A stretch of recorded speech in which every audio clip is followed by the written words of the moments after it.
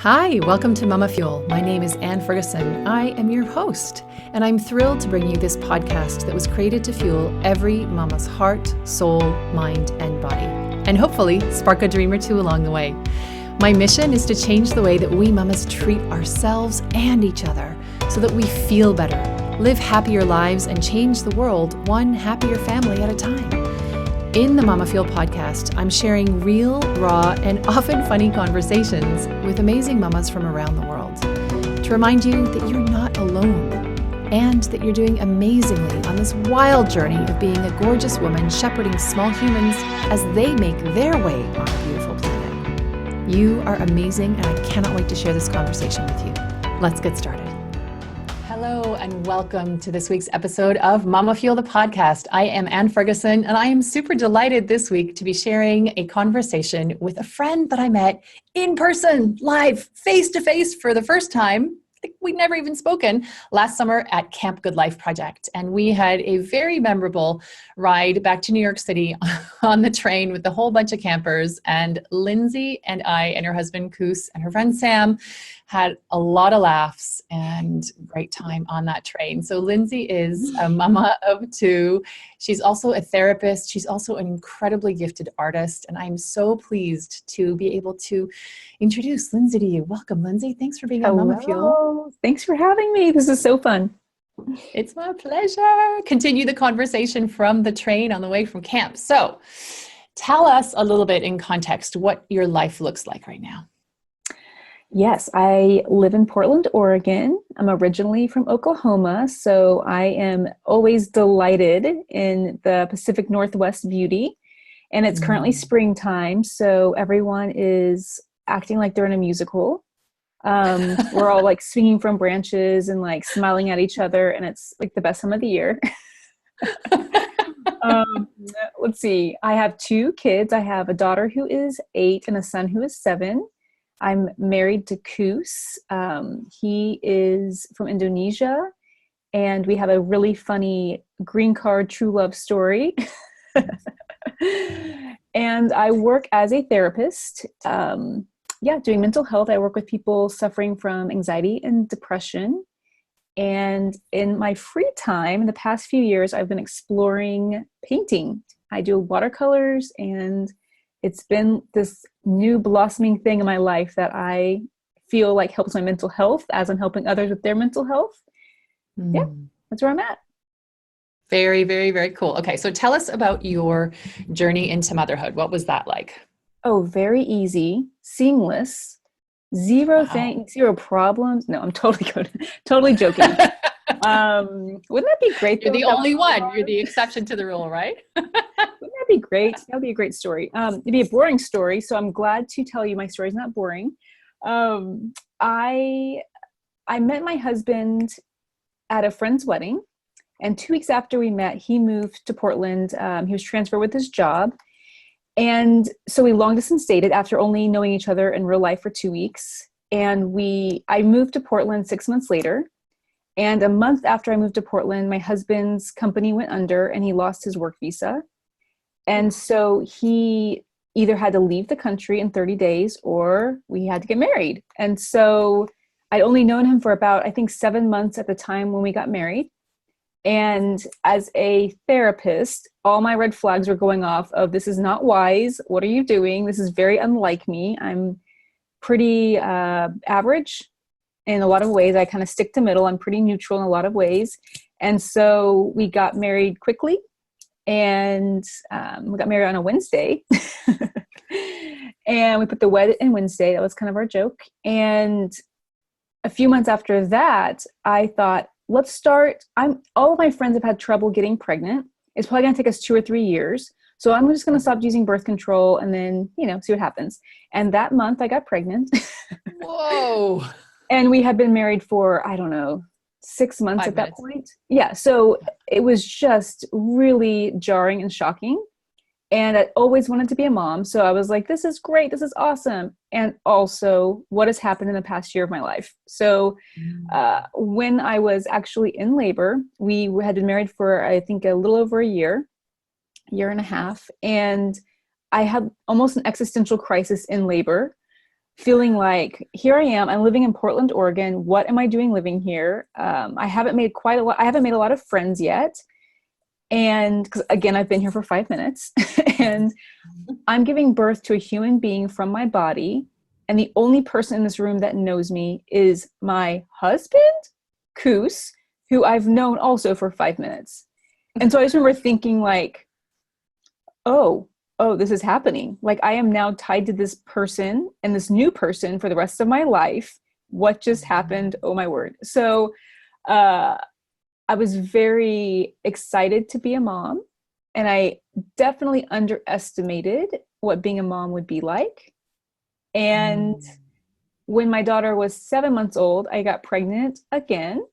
So no problems with the whole conception thing. Yeah. Yeah, I'm really good at getting pregnant. Yeah. Which I think for me was such an odd thing because most of my friends have had struggles getting pregnant or staying pregnant. And so I had a little bit of weird guilt about that, even being part of my story of this was actually almost too easy for me. And so that was kind of an interesting piece because I am pretty empathetic as a counselor, and I'm thinking about other people more often than I'm thinking about myself. And that sounds like I'm being, selfless and altruistic, but that's like a little bit of a coping mechanism for me in an unhealthy way sometimes too. So I think that, when I got pregnant with my son, it was just in less than 2 years, I'm married, have 2 children, and I'm kind of alone doing it just with my husband and I in this new city where I don't have established relationships yet. And so overwhelmed was an understatement. I felt probably, I look back now, and I probably was suffering from like mild depression. And I think as a therapist, not being able to pick that up in myself kind of felt a little bit like a failure. I felt like I needed to be okay because the story I was telling myself was I'm really good with kids, I'm really good at relationships, and I'm really healthy. And those things necessarily, there wasn't a lot of evidence for that in my life. That was just the belief I always thought about myself. So I think that reality with my identity was kind of hitting up against each other. So like I said, a seamless ease into motherhood. Easy peasy, no worries. But how interesting though, because so many mamas that I talk to have an inner story or an inner dialogue or identity that they cling to, which is not that rosier than it maybe is. I mean, you probably are great with kids and you were healthy, and you like not being able to diagnose yourself with a mental health issue while you're having it, I would say is fairly understandable. And it's like, I remember going to the hospital having an anaphylactic reaction and to some food, and they did everything. And the last thing they were going to do was intubate me. And the doctor sort of hovered over me and he said, look, we're going to have to see what your body does because we've done all we can. And, you're a yoga teacher, just, control your heartbeat, just do some deep breathing. And it was only, and I felt like I felt like there was something wrong with me. I teach this stuff and I can't even, I'm lying in this hospital bed and my heart rate has been 190 beats a minute for 6 hours lying still. What the flip is wrong with me that I can't even I can't even control my own heart rate. Anne. Right. Get it together, right? Like even in that situation where I was pretty sure I was dying, thus the 190 beats a minute heartbeat, and feeling that way as a result of, right? So it was sort of a self-fulfilling prophecy. Being then under pressure from myself and not so subtly from the doctor to just get my shit together, didn't, like, you're human first, right? People are like, oh, yoga teachers get mad. Well, yeah, you're a human. So therapist didn't diagnose yourself. Yep. Human first, right? Like human first, sleep deprived, no support network. And I would say I also didn't have a lot of self-compassion. I expected a lot from myself that wasn't reasonable. Looking back, I can see that now. In the moment, of course, I couldn't see that. But I was expecting, Lindsay, you were living the life you've always wanted. You wanted to be married. You wanted to have kids. You wanted to live somewhere cool. This is amazing. So suck it up, buttercup, and enjoy it. And so that obviously is not something I would tell a friend. Enjoying it. Yes, exactly. That's not something I would tell a friend, but I was definitely telling myself that. It was very helpful too. Right? It did, and I bet you just snapped right to it. I bet you right heard yourself say that and you just, boop, okay, right? that's right. Everything's rosy now. Yes. Yeah. Well, but I come back to that identity that you had of I'm healthy, I'm good with kids, like everything's good. That to me feels like a delusion isn't necessarily a good thing, but I think it's possibly a better starting point than I'm crap. Everything I do sucks. Right. I'm wrong all the time. Yeah. I'm always sick. Like you believe the story that you keep telling yourself, and the more you believe it, the more you tell yourself, the more you believe it.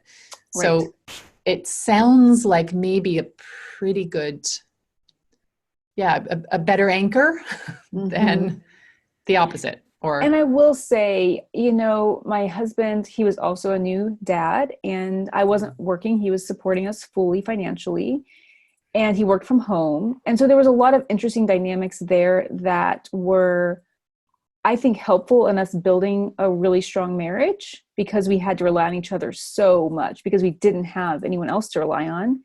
And I feel really grateful that my husband has such a growth mindset, and he was willing to learn and jump in and be with me in it. So I felt really supported in that way. And I kind of feel like if you've got any support when you're in that new mamahood stuff, it is just gold. And it really does bond you to whoever helped you. I had a lactation consultant who was incredible. And I just think about how much she supported me and helped me. I think about my friends I would call back home that were already moms, and how much they supported me from a distance, and how that bonded me so deeply to them, because I felt like I'm kind of drowning here and you're my safe place to go. And so it is interesting. I can see both the positive and negative. I wish I had reached out more to other people in my community. I felt like I didn't want to burden anyone.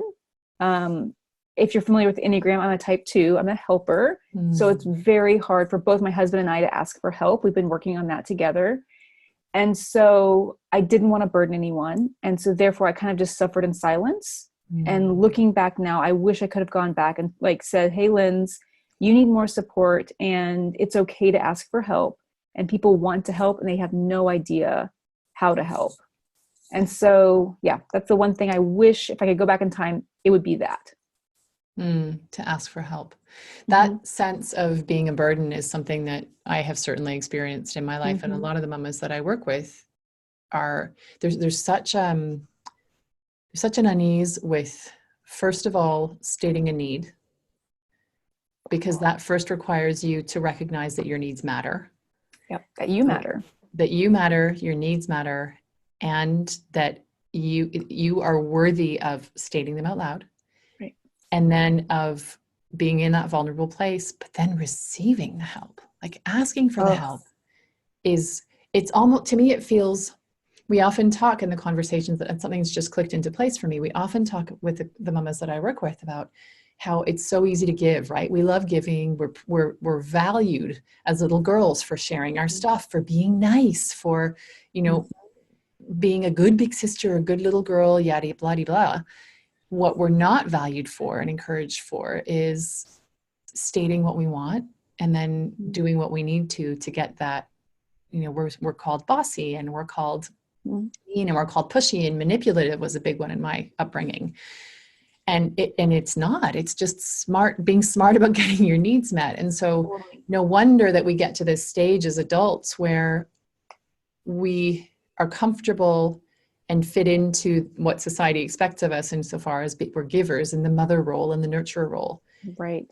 And that is so counter to, I am feeling vulnerable. I can't do this all by myself. Right. This is what I need.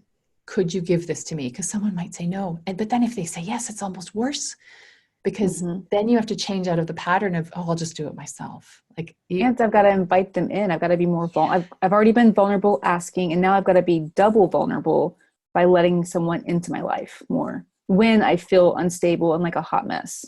Yeah. And then if you get through all of those stages, what I often see in myself, even still now, and I can feel when I'm slipping into it, because it literally feels like a physical,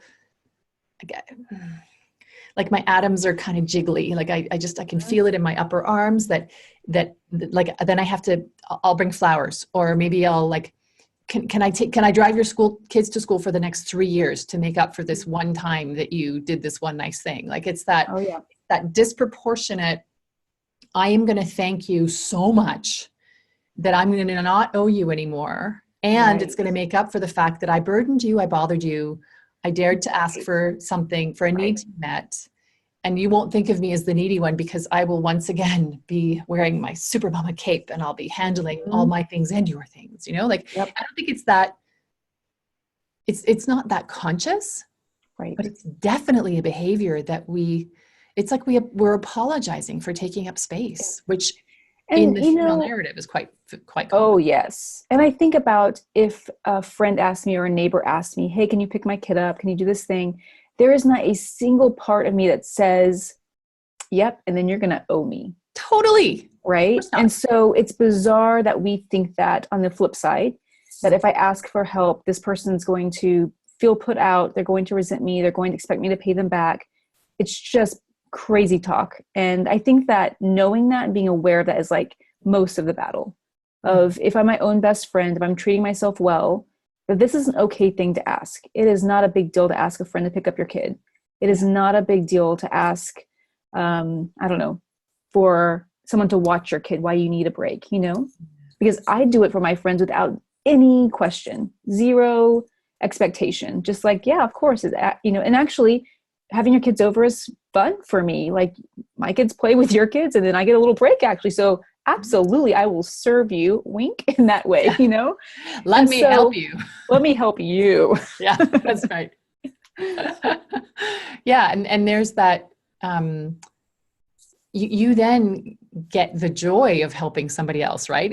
It's part, I think, of the reason, not just the acculturation of being encouraged to be of service constantly and put our needs, the further down we bury our needs, the better. It's like we're the more virtuous, I'm air quoting here for if you're not watching, the more pseudo virtuous you are in strangling your needs, then the more value you have as a nurturer and a giver. And it's bullshit. And on the other hand, when you do ask for help, you give somebody else the chance to do something nice for you. Right. And that has a huge value. Yep. And I think that's the only way to build community truly is to practice vulnerability on both sides. And I think even to say, if a friend does say, hey, can you pick my kid up? And you don't have the bandwidth for that, to be able to say, I want to help you. I'm not able to right now. I think that even is a really intimacy builder with a friend, to put up boundaries and say, I want to be all in for you. And I maybe don't have the bandwidth. I want to, but I can't. Yeah. And for on the person on the other side of that to receive that and to say, oh, this isn't that I shouldn't ask for help. This is that they don't have space for that right now. Is there someone else I could ask? It's still okay to ask. Yeah. And it's okay to hear a no. And it doesn't mean, no, I reject you. It's no, not right now. And I think that's a big piece of it for us, is that rejection. And vulnerability requires the risk to invite rejection in. And that's so scary. And so when you've got like young kids and you don't have a huge bandwidth, why in the world would we invite, that in, right? So that's kind of like that ironic catch-22 piece. Yeah, for sure. Can you just put your hair back on that side? We've got a microphone rubbing against. Lindsay has gorgeous hair and it rubs against. So thank you. I just recorded earlier this week a podcast with Rebecca Ching, and I'm not sure if I'll be airing hers or yours first, but she studied with Brene Brown, and we were talking about shame and how the lie of shame is that you're different from everybody else. And the lie of shame is that you don't deserve to ask for help. The lie of shame is that you are somehow standing out in an extremely negative way by showcasing any kind of vulnerability. And what you're saying is there is that beautiful interchange, that dance, that when you find people it's safe with, right? Because we all do that. We all reach out, and if we reach out, if we go through all of those hurdles and we start reaching out and we're met with a no, it does, as you say, feel like a rejection of us as people, as mothers, as friends, as whatever. We may never speak to that person again because it's so triggering.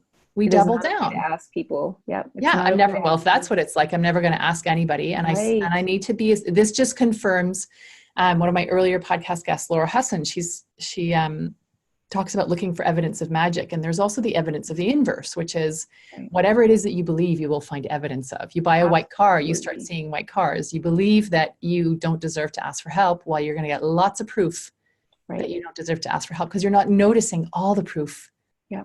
that you deserve to ask. So how did you, I mean, I know you're a therapist, so obviously you've got Yeah. an edge on people who aren't, but how do you go from being a mama who is totally overwhelmed with two kids who were born 5 minutes apart?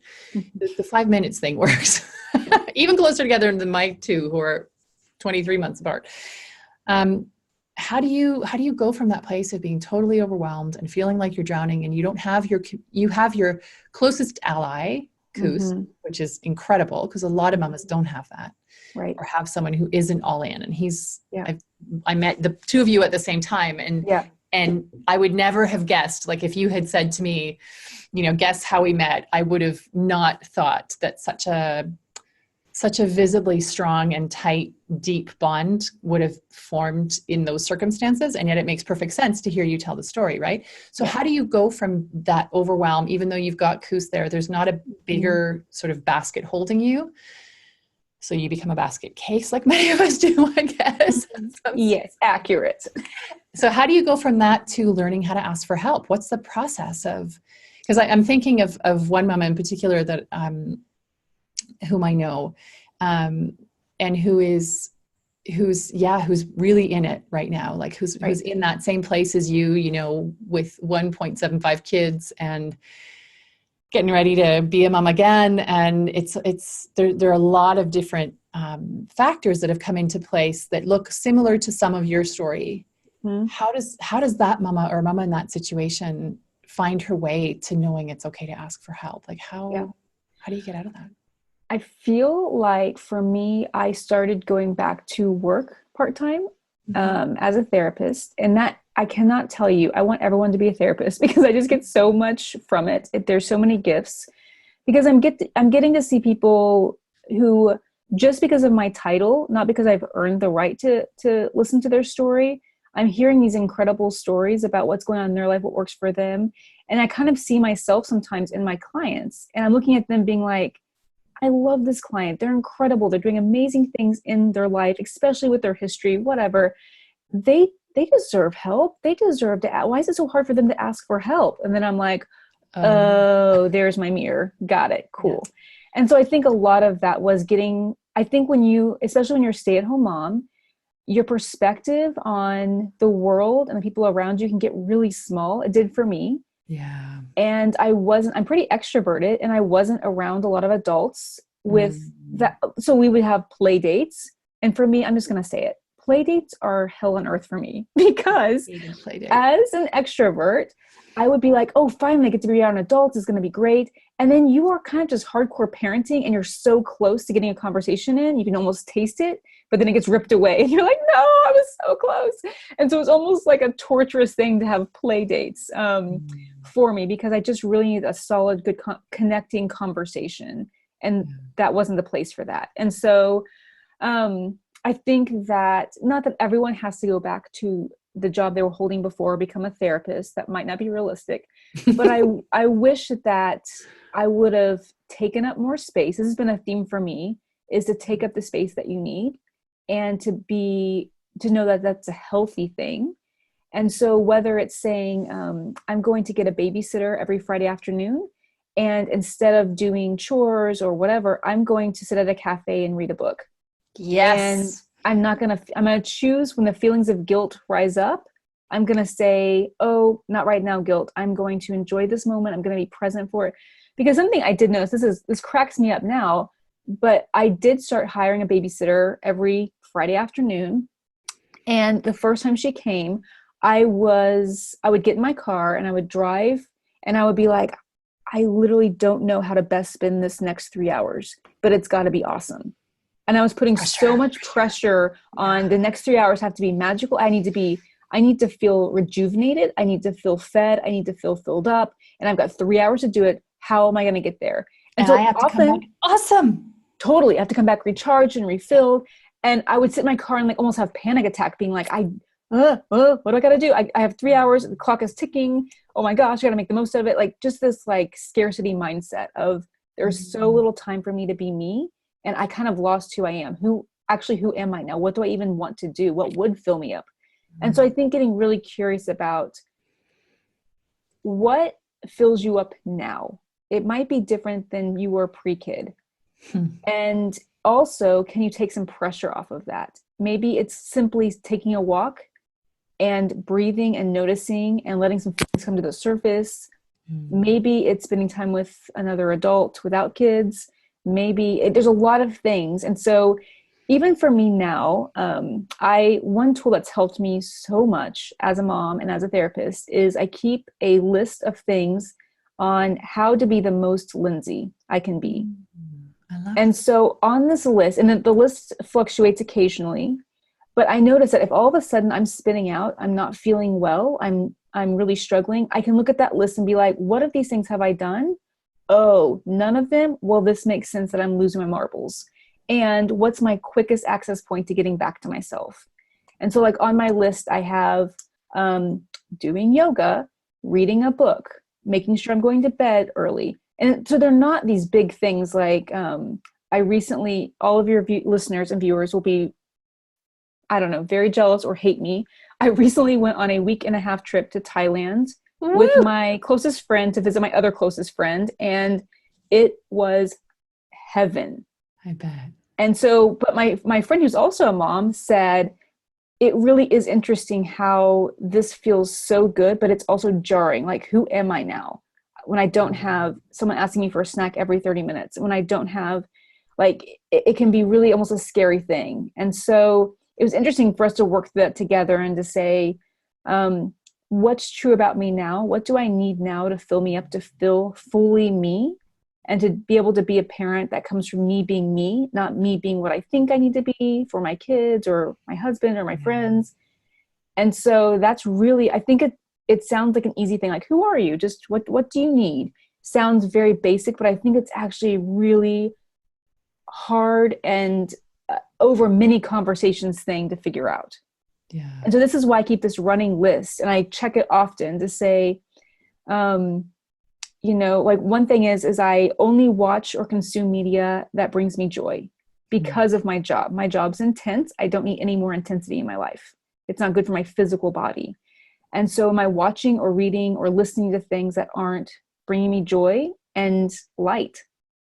And like the murder podcasts I know are such a thing right now. And I'm like feeling like I'm missing out.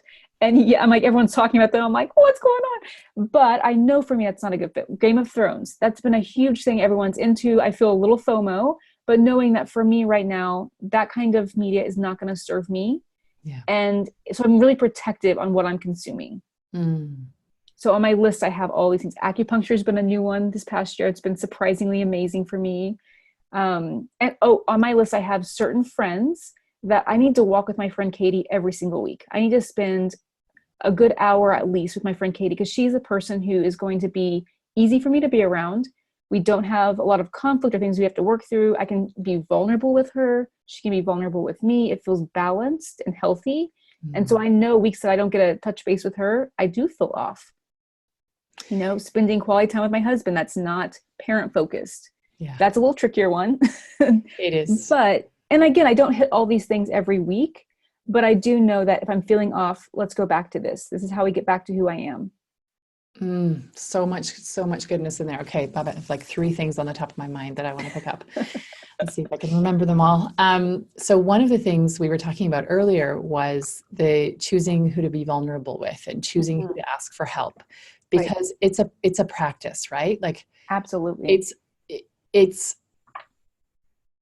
I talk often to mamas about the importance of having boundaries. I'm available for this. What are you available for and what are you not available for? I'm not available to pick up all of my kids' crap off the floor. I'm not available for them to come in the house and just dump stuff. When at school, they know damn well how to hang their stuff up on a hanger and put their books on the shelf. Like, I'm not available for that. And so I talk to them often about practicing that availability or those boundaries with really safe things, like things that aren't high risk and don't have a high charge, like a high level of charge to them. Right.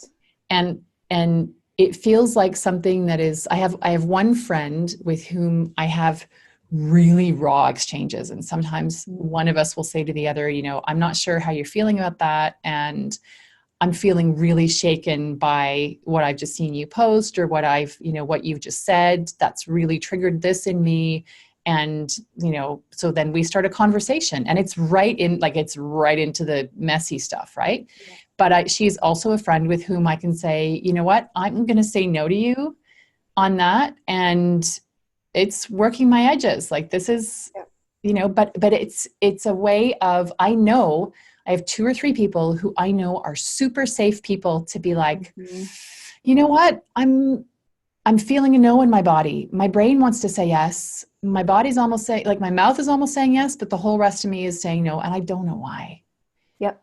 And so finding, you don't need to know why, because it's enough. Yeah. And building that trust inwardly with yourself, where you will honor what your body is telling you, where you will honor that tightness in your throat, or the constriction in your chest, or your stomach suddenly doing somersaults, not because you just saw some hot person, but because suddenly, you know, ooh, this doesn't feel right. Yeah. Finding safe people to practice that stuff with. It sounds like that's what you have with, I was going to say Katie, but maybe not, because you do have a lot of stuff to work through, but you get that touch point, right? Like, you get to, so I love that idea of who can you be the most, like, how can you be the most Lindsay? I love that. I'm going to share that. I love that. And the other piece I wanted to pick up on was, you went to see Sam in Thailand with your other best friend. Yes. And organizing your life so that you would step away for essentially 2 weeks. Because by the time you fly there and you fly home, you've added 2 days on either end of that trip, basically. Never mind the jet lag, which is not negligible. Right. That's taking up a lot of space, right? Yes. Because there are the logistics of home, like you have 50% less parenting staff on board. Yep. And all the things, your work you took time away from, like, tell me about that. What was that process like for you? Is it the first time that you've gone away for such a long time? Oh yeah. And I would say that I had another friend, my friend Jeannie, who did the same thing. She had a cousin get married, and she needed to be away. And I was like, you're going to leave your kids for like a week and a half? Like, that's a thing people do. And a part of me was just even an option. I know. Why didn't no one tell me about this option? I choose it. Yes. So she kind of planted a seed of, this is a big ask for the people around you. Absolutely. And it would have been okay if I'd asked and the people around me said, no, I can't do that. I would have, of course, been disappointed. But I think, like, my husband, he travels some for work. And so he was like, this feels fair for me. Like, even though I'm going on a vacation, I'm not doing work. But he's committed to me filling up my love cup as well, because I'm committed to filling up his love cup. And that's a communication. Like, my marriage is going to be better if my love cup's filled. My marriage is going to be better if his love cup is filled. And so it is a give or take. And I will say this, our kids are 7 and 8 now. They're not 2 and 3, you know? And so it's just a different ball game, I think. They were in school the whole time I was gone. And so my husband has a flexible job, and that helped with that. But like my friend Katie, she had 2 sets of grandparents helping out because she has a baby. She left her 1-year-old and her 2 8-year-olds. And so we were very grateful and very aware that this was such a unique thing. And I think, I can't speak for Katie, I came back feeling immense gratitude. And who do you think that affects? I come back being filled up, and I have more to give now to my family and to my clients. And so I am fully aware that this is dream life, and this is just not a realistic thing for a lot of people. And so so of course I feel grateful. I did struggle with guilt quite a bit on the trip, of feeling like, man, this is such a privilege. No one else in the world gets to do this. This is such a privilege. And then I had to choose to work through that and be like, hi, guilt, thanks for showing up for me. You gave me some good information. I'm going to let you go now. I've got it from here. But to be honest with it, like, of course I feel guilt, because this is a big ask. And I think even in the smaller asks, the day-to-day stuff where, hey, could you watch my kids? Hey, can I go to a movie by myself, or whatever that the smaller ask is? I've built that muscle up over time to be like, I can now ask for a bigger ask, and it's not going to crush me if people say no. My husband says that's not going to work for us. That's not going to crush me because I'm aware. But what can I do that will be a yes, that will get my needs met, that other people can support? Yeah. And I think it's, as you say, practicing in increments, because not everybody has a partner. Right. Not everybody has a healthy relationship. Not everybody has a support network. Right. Not everyone has the fun. Frequent flyer miles. Or the frequent flyer miles, or the funds. Right. To do something so massive with such a time commitment. Right. And also, you didn't, as you say, you didn't start there. You can start with small things like, can I leave my baby with you for an hour so I can go home and nap? Or can I? For me, it started with, can I take Fridays off, get a babysitter for 3 hours? So I'm spending money on a babysitter, and I'm not working. I'm not making money to replace that. And so that was really tricky for me. I'm just spending money to buy a babysitter. I didn't buy one. I paid them. I did not buy a babysitter. Let's make that clear. So that was really hard for me. That piece was really hard to say, just for my pleasure, I'm paying someone to watch my children so I can take a break. Interesting, the choice of language, which is very revelatory for me. The just for me. That I'm paying someone money just so that I can. And I would love to highlight that, because I know enough about you to make up the story that I think that you don't feel like it's a just at this point, but at that time it felt like a just and pushing out the edges of comfort. And that's something that a lot of us as mothers face, is that, and I say mothers, my husband is the same. Like he will do anything and give anything to us. But if, we go and he was looking, an example, he was looking at an Apple Watch because he has some heart stuff going on. And the Apple Watch, if you buy it in the US and are on the US App Store, which we didn't know, has a cardiac tracker. And so it can track different weird heart behaviors. And so he decided to go look at it because he wanted this. And what we didn't realize is that in the Swiss App Store, you can't get it, which is a bit of a pain. But he got there and was like, I'm not buying this. I'm not buying this. This is way too expensive. And I looked at him and I said, you know what? If this was for me, would you even hesitate? And it really, I could see him sort of physically stand back. And I said, this is not, I'm sorry, but this is your birthday present. I'm going to buy this for you, because this isn't a random thing. This isn't, let's see how fast my toenails are growing. This is data from my heart would be useful for my health. And we love you and we want you to be okay. And also, if this can help you, like, why are we even having this conversation, Right? It's just bananas. Yeah. It's bananas. And so, and I said to him, like, if this was for me, and he started, he's very, very sensitive, and he just started to cry. And I said, this is like, this conversation is over. Like, we're buying you the Apple Watch. This isn't, and then subsequently to find out that you can't, it won't do the thing that you okay, we're not buying it for you. I know. So I've got to find a workaround when I'm in the US this summer to get some Apple Store, cards or something from the US so that we can access the US store and get it for them. But yeah, it's that, wherever you are right now, if you're listening, what is that very first tiny step that doesn't feel threatening to the status quo, but that will allow you to stretch that elastic a little bit? Because the more you stretch the elastic, the bigger the elastic will become, even when it's not being stretched. So slowly. And it stops being so hard. Yeah. Like that muscle gets built up. It's easy for me to ask something of my people because I've got a lot of data that supports that it'll be okay. They might say no, but it will be fine. Yeah. So that's like, I don't just say I'm going to run a marathon next week after not training for it. So It really is that building that muscle up of what small asks you can start with. Yeah. And with the belief, it starts to change your belief system about yourself. I deserve to take up space. Yeah. I am worthy of having needs and having my needs met. And you feel that way about a stranger that you see on the street. And so getting curious, why is that hard to feel that way about me? Yeah. You know, why? Like, because I think we've just been over conditioned to meet everyone else's needs, especially as when we have young kids.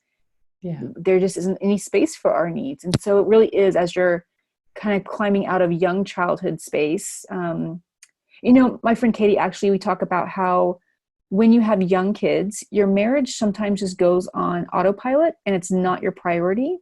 And she says the problem is that when your kids get a little older and you do have more bandwidth and you don't readjust. Yeah. And so I think that's a really beautiful analogy for a lot of things. Like,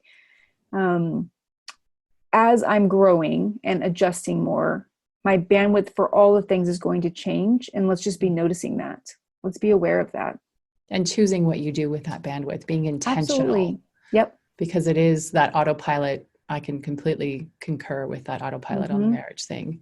Right. Particularly if you have a partner who travels a lot, which is the case of listeners here. Yes.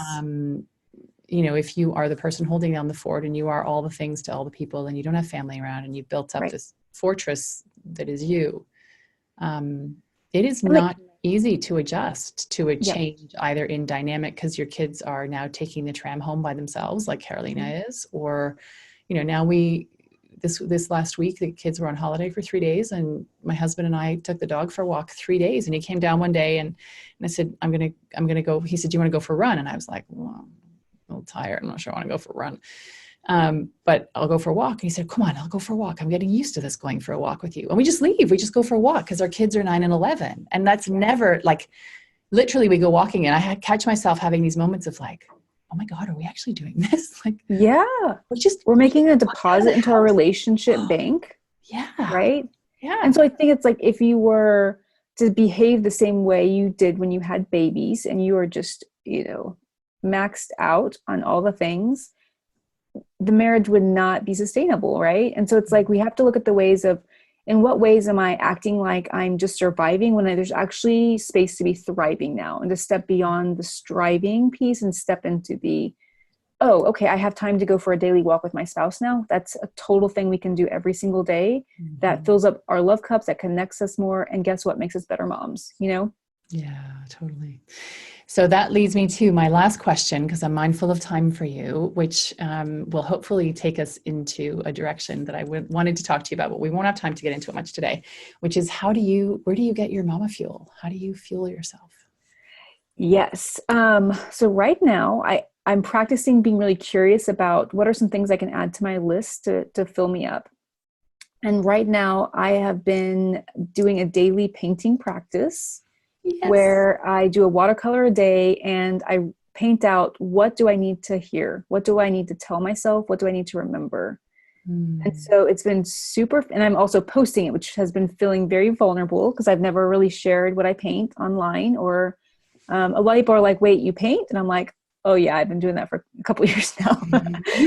But I think if you had asked me, like, even 5 years ago, if art would be a daily part of my life, I would have been like, what are you even talking about? Like, that would have been so bizarre to me. And yet it has become a big part of my identity, my way I fill up, the way I express myself creatively.